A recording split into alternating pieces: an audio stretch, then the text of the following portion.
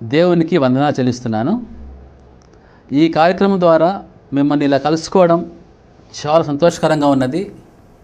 మొట్టమొదటిగా మన దేవునికి వేలాది వేల స్తుతులు స్తోత్రాలు చెల్లిస్తుంటున్నాను. అలాగే ఈ వాక్యం చూస్తున్న ప్రతి ఒక్కరికి ఆఖరిలో ప్రతి సంతోషాన్ని, దేవుడిచ్చే ఆనందాన్ని, ప్రతిదీ సమృద్ధిగా కలగాలని కూడా కోరుకుంటున్నాను.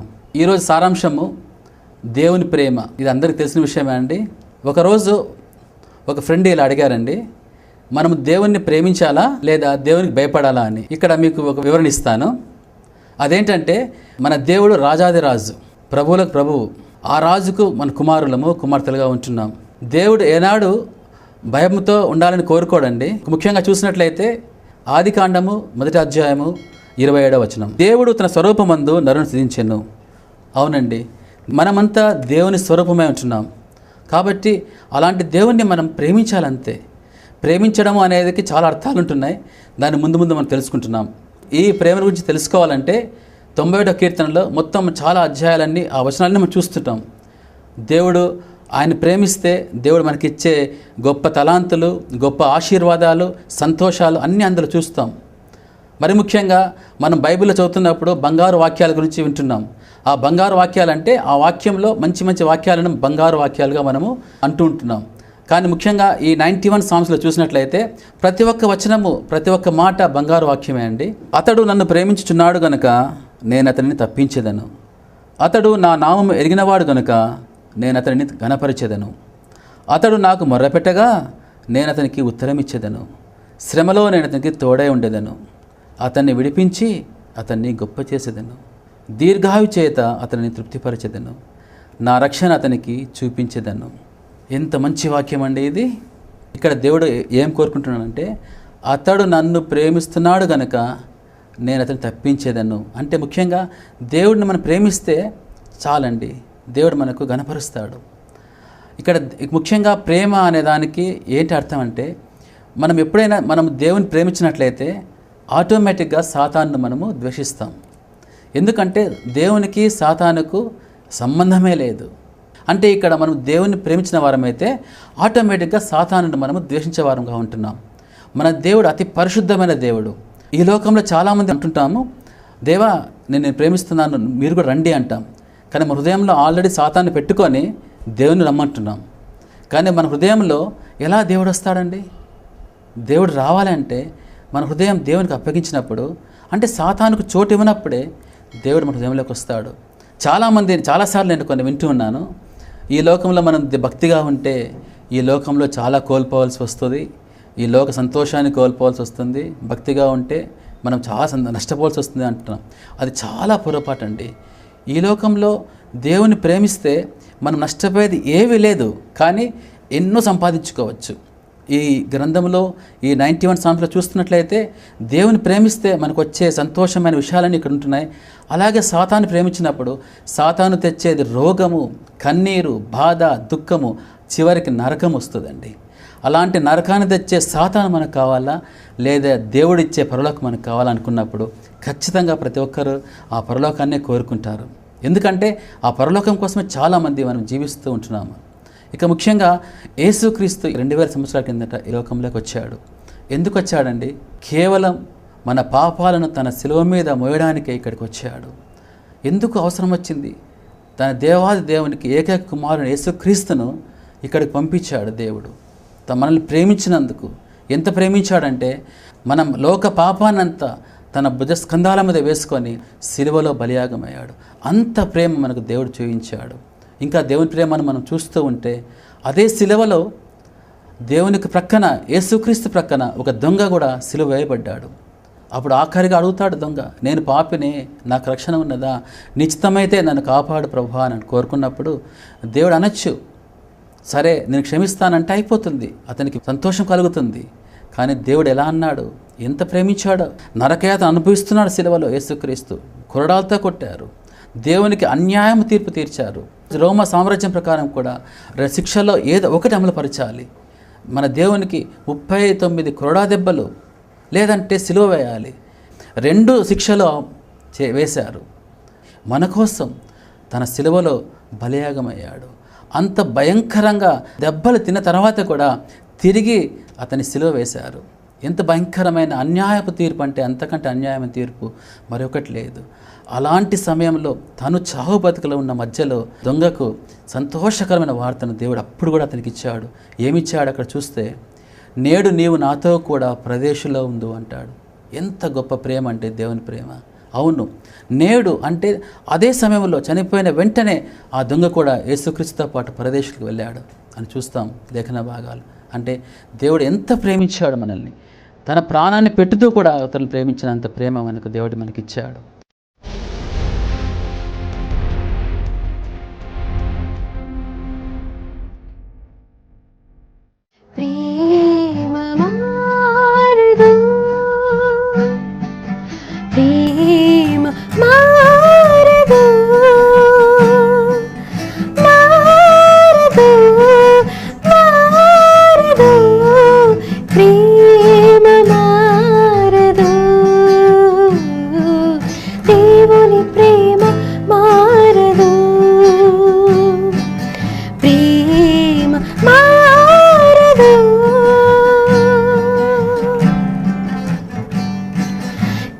చేతి నీడలో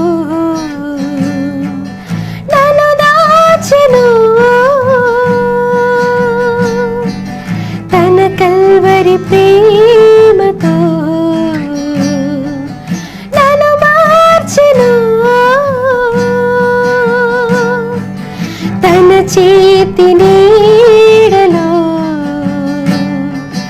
నన్ను దాచెను, తన కల్వరి ప్రేమతో నన్ను మార్చెను.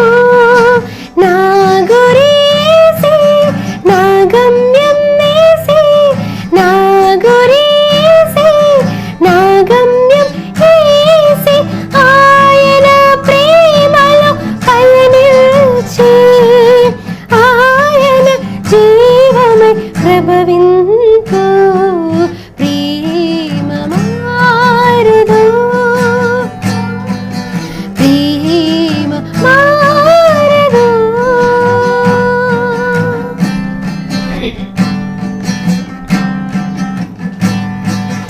ఎడవాయని ప్రేమతో నిన్ను రక్షించెను, ఎనలేని వాత్సల్యము నీపై కురిపించెను. ఎడవాయని ప్రేమతో నిన్ను రక్షించెను, ఎనలేని వాత్సల్యము నీపై కురిపించెను. నీ గురీసి నీ గమ్యం వేసి, నీ గురీసి నీ గమ్యం వేసి, ఆయన ప్రేమలో పయనించి ఆయన జీవమై ప్రభవింతు. ప్రేమ మారదు, ప్రేమ మారదు, మారదు, మారదు, ప్రేమ మారదు. దేవుని ప్రేమ మారదు, ప్రేమ మారదు, దేవుని ప్రేమ మారదు.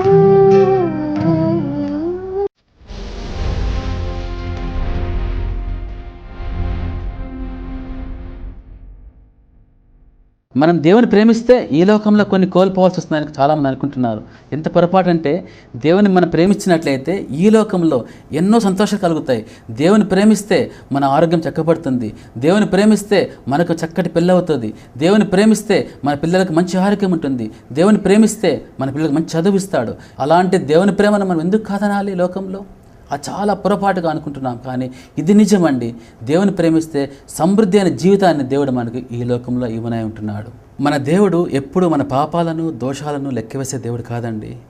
103వ కీర్తన 10వ వచనం చూసినట్లయితే, మన పాపములను బట్టి మనకు ప్రతీకారం చేయలేదు, మన దోషములను బట్టి మనకు ప్రతిఫలం ఇవ్వలేదు. ఎంత గొప్ప దేవుడు అండి. ఒకవేళ ఈ లోకంలో మన దోషాలను బట్టి మన పాపాలను బట్టి దేవుడు ప్రతీకారం చేసే దేవుడైతే ఈ లోకంలో ఏ ఒక్కరు మిగలరండి. ఈరోజు లోకంలో ఉండేవారు కాదండి. కానీ దేవుడు ఎంత ప్రేమించాడంటే ప్రతి ఒక్కరిని ప్రేమించాడు. ఎంత పాపినైనా దేవుడు ప్రేమించాడు. అలాంటి ప్రభువునా మనం లక్ష్యం చేసేది, అలాంటి ప్రభువునా మనం తృణీకరించేది వద్దండి. ఇక చాలు. ఈ లోకంలో మిగిలేది మనకు కన్నీరు, కష్టాలు, సాతాను ద్వారా వెళితే చివరికి మిగిలే నరకమే. ఆ నరకం మనకు వద్దండి. మనము దేవుని రాకడ చాలా అతి సమీపంగా ఉన్నది. మనం ఎన్నో సూచనలు చూస్తుంటున్నాం. దేవుడు మనకు తన రెండవ రాకడకు ఎన్నో సూచనలు మనకి ఇచ్చాడు బైబిల్ గ్రంథంలో. అవన్నీ ఇప్పుడు నెరవేరుస్తున్నాయి. ఎంత భయంకరంగా దేశానికి దేశాలు యుద్ధాలు ఉంటున్నాయి, భూకంపాలు వస్తున్నాయి, చావులు వస్తున్నాయి, వరదలు వస్తుంటున్నాయి.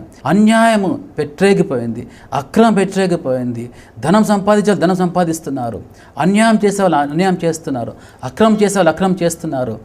ధనం ఎక్కువైపోయింది, సుఖం ఎక్కువైంది, లోకంలో భోగం ఎక్కువైంది. ఇంత భయంకరంగా ఈ లోకంలో దేవుడు ఏదో చెప్పాడో అవన్నీ నెరవేరుతుంటున్నాయి. ఇంత ఆఖరి దినాల్లో మనం ఉంటున్నాగా మనం ఏం చేసుకోవాలి? మన దేవుణ్ణి తృణీకరించాలా? వద్దండి, తృణీకరించకూడదు. మనం ప్రేమించాలా? ఆయన మన సొంత రక్షణగా అంగీకరించుకోవాలి. అప్పుడే మనకు విడుదల కలుగుతుంది. విడుదల కలగడం కాదు కానీ దేవుడిచ్చే ఆ రక్షణ మనం పొందగలిగిన వారమే ఉంటున్నాం. కాబట్టి ప్రియులారా, ఈరోజు మనలో ఏ ఒక్కరు కూడా దేవుని పొందాలని కోరుకుంటే మనం ప్రార్థన చేద్దాం. మన పాపాలుంటే దేవుని అడుగుదాం, మన దోషాలుంటే దేవుని అడుగుదాం. మరి ముఖ్యంగా ఇందాక నేను చెప్పినట్లు కూడా ఈ లోకంలో దేవుణ్ణి మనము పొందుకుంటే ఈ లోకంలో అన్ని కోల్పోతామేమో చెప్పారు. కానీ ఏమి కోల్పోము, అన్నీ వస్తాయి. చివరిగా ఇందాక చెప్పినట్లు ఆ 91వ కీర్తనలో దేవుడిచ్చే ఆశీర్వాదాలు కొన్ని మనం చూసుకుందామా? వేటకాని ఊరిలో నుండి ఆయన నిన్ను విడిపించును, నాశనకరమైన తెగులు రాకుండా నిన్ను రక్షించును, ఆయన తన రెక్కలతో నిన్ను కప్పును, ఆయన రెక్కల క్రింద నీకు ఆశ్రయం కలుగును. రాత్రివేళ కలుగు భయమునకైనను, పగటివేళ ఎగురు బాణమునకైనను, చీకటిలో సంచరించు తెగులనకైనను, మధ్యాహ్నమందు పాడు చేయు రోగమునకైనను నీవు భయపడకుందువు. నీ ప్రక్కన 1000 మంది పడినను, నీ కుడి ప్రక్కన 10,000 మంది కూలినను అపాయము నీ వద్దకు రాదు. యెహోవా నీవే నా ఆశ్రయమని నీవు మహోన్నతుడైన దేవుని నీకు నివాసస్థలంగా చేసుకొని ఉన్నావు. నీకు అపాయమేమీ రాదు, ఏ తెగులు నీ గుడారమును సమీపించదు. నీ మార్గములన్నింటిలో నిన్ను కాపాడుటకు ఆయన నిన్ను గూర్చి తన దూతలకు ఆజ్ఞాపించును. ఎంత గొప్ప వాక్యం అండి ఇది. మరొకటి 12వ వచనం చూసినట్లయితే, నీ పాదములకు రాయి తగలకుండా వారు నిన్ను తమ చేతుల మీద ఎత్తి పట్టుకుందురు. నీవు సింహములను నాగుపాములను త్రొక్కెదవు, కొదమ సింహములను భుజంగములను అణగద్రొక్కెదవు. ఇవన్నీ ఎప్పుడు కలుగుతాయంటే 14లో చూసినట్లయితే, అతడు నన్ను ప్రేమించుచున్నాడు కనుక నేను అతను తప్పించేదను. ఇవన్నిట్లో ప్రేమ ముఖ్యంగా మనం చూసినట్లయితే, అతడు నాకు మొరపెట్టగా అతడికి ఉత్తరం ఇచ్చేదు.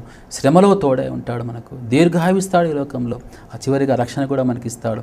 ఇలాంటి సంతోషకరమైన ఆశీర్వాదమైన దేవుని దీవెనలు మనం పొందుకోవడానికి మనము ఇప్పుడే ఆయుధపడదామండి. దేవుడిచ్చే ప్రతి ఫలాన్ని మనం పొందుకుందామా? దేవుడు మనకు జ్ఞానం ఇచ్చాడు, తెలివిచ్చాడు, బుద్ధినిచ్చాడు, మంచి చెడుల వ్యత్యాసాన్ని కూడా మనకిచ్చాడు.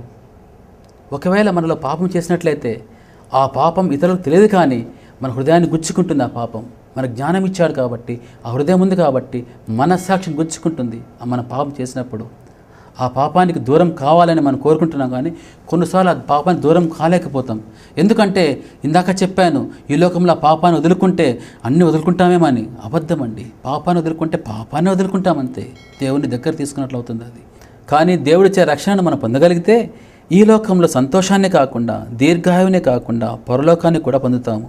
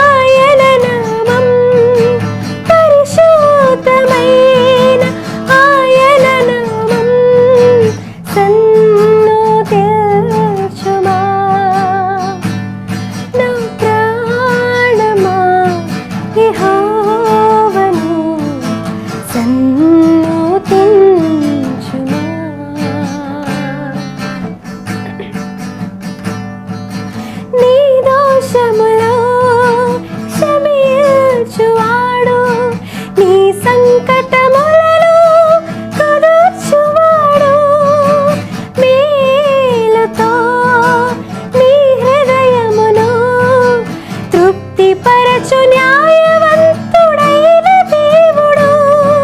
సమాధి నుండి నీ ప్రాణమును, సమాధి నుండి నీ ప్రాణమును విమోచించుచున్నాడు. ప్రాణమా యెహోవాను సన్నుతించుమా, నా ప్రాణమా యెహోవాను సన్నుతించుమా. నా అంతరంగమా పరిశుద్ధమైన ఆయన నామం, పరిశుద్ధమైన ఆయన నామం సన్నుతించుమా. ప్రాణమా యెహోవాను సన్నుతించుమా, సన్నుతించుమా, సన్నుతించుమా. దీర్ఘశాంతుడు, దయాళుడు, కృపా సమృద్ధి గల దేవుడు, ఎల్లప్పుడూ కోపగించడు, నిన్నెన్నడూ మరువనివాడు, కరుణా కటాక్షములు కిరీటముగా, కరుణా కటాక్షములు కిరీటముగా అలంకరించువాడు.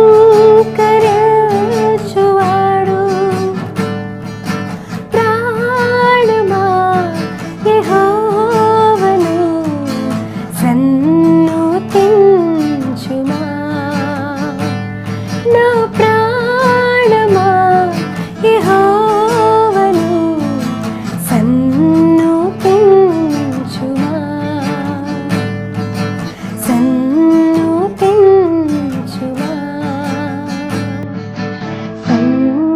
సన్నుతించుమా.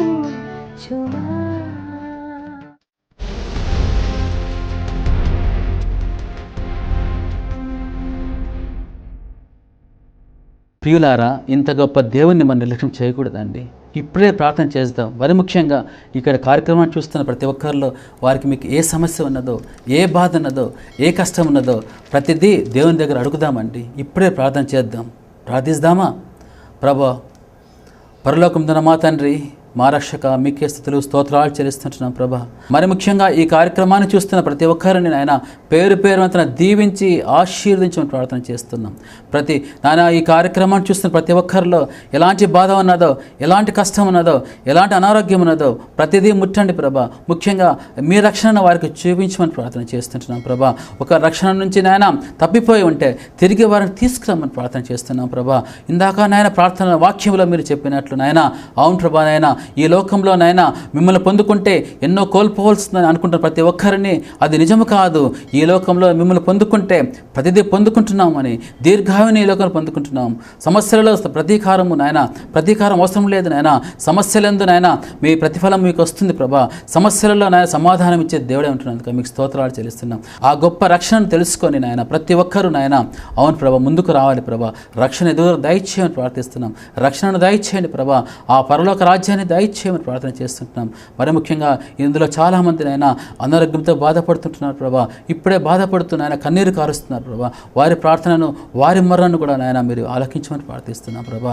వారికి ఉన్న సమస్తమైన అనారోగ్యాన్ని ఈ క్షణమే ముట్టండి ప్రభా. సమస్త అనారోగ్యాన్ని తీసివేయండి ప్రభా. అవును ప్రభా, నాయన మీ సన్నిధిలో మోకరిల్లిన ప్రతి ఒక్కరినైనా మీరు ముట్టండి ప్రభా. నాయన ఆ అనారోగ్యాన్ని ముట్టండి ప్రభా. అవును ప్రభా, నాయన రహస్యాలు ఎరిగిన దేవుడు ప్రభా. నాయన మాకు తెలియదు కానీ మీకు మీకు తెలుసు ప్రభా నాయన, నీ బిడ్డ ఎలాంటి అనారోగ్యంతో బాధపడుతున్నాడో ఆ అనారోగ్యాన్ని ముట్టండి ప్రభా, ఈ క్షణమే ముట్టండి ప్రభా. ఆ నొప్పిని, ఆ బాధను, ఆ కష్టాన్ని ఇప్పుడే తీసివేసి సంపూర్ణమైన ఆరోగ్యాన్ని దయచేయండి ప్రభా. అవును ప్రభా, ఇక్కడ ఉన్నటువంటి చాలామంది నాయన క్యాన్సర్ గడ్డలతో బాధపడుతుండగా ఆ క్యాన్సర్ గడ్డలను ఇప్పుడే ఈ క్షణమే నాయన కరిగించి వేయమని ప్రార్థన చేస్తున్నాం. ఆ బాయిల్స్ని కూడా కరిగించండి ప్రభా నాయన. చాలామంది నాయన ఆ పుండ్లతో బాధపడుతుంటారు, వారిని కూడా మీరు ఇప్పుడే ముట్టండి, ఆ పుండ్లను నయం చేయమని ప్రార్థన చేస్తున్నాం. ఇక్కడ చాలామంది నాయన భయంకరమైన కడుపు నొప్పితో, వేదనతో బాధపడుతున్నారు ప్రభా. ఆ కడుపు నొప్పిని ఈ క్షణమే తీసివేయండి ప్రభా. సంపూర్ణమైన రిలీఫ్ని దయచేయండి ప్రభా. ఆ నొప్పిని ఈ క్షణమే తీసివేయండి ప్రభా నాయన. అవును ప్రభా, ఎంతోమంది నాయన గుండె నొప్పితో, గుండెపోటుతో బాధపడుతున్నారు ప్రభా. ఆ నొప్పిని కూడా మీరు ఇప్పుడే ఈ క్షణమే నాయన నజరేయుడైన యేసు నామములో తీసివేయమని ప్రార్థన చేస్తుంటున్నాం నాయన. ఆ నొప్పిని కూడా తీసివేయమని ప్రార్థన చేస్తున్నాం ప్రభా.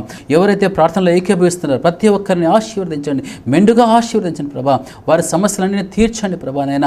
ఈ రోజైనా మీ పాదాల చెంత, ఇప్పుడే మీ పాదాల చెంత వచ్చి వేడుకుంటుండగానైనా వారికి కావాల్సిన ప్రతిదీ మీరు దయచేయండి ప్రభా. ఆఖరి రోజుల్లో మేము ఉంటున్నాం ప్రభా.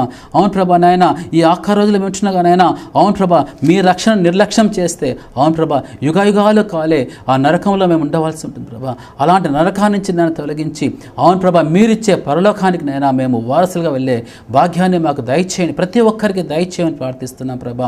అవును ప్రభా, ఈ ప్రార్థనలో ఏకీభవిస్తున్న ప్రతి సహోదరుని, పిల్లలను, పెద్దలను నాయన ప్రతి ఒక్కరిని మీరు ఆశీర్వదించండి, మెండుగా ఆశీర్వదించండి, సంపూర్ణంగా ఆశీర్వదించండి, సంతోషాన్ని దయచేయండి, సంపూర్ణమైన సంతోషాన్ని దయచేయని ప్రార్థిస్తూ ఈ మనవులన్నీ అతి వినయంగా బ్రతిమలాడి యేసు నామమున పెట్టి వేడుకొనుచుంటున్నాం తండ్రి.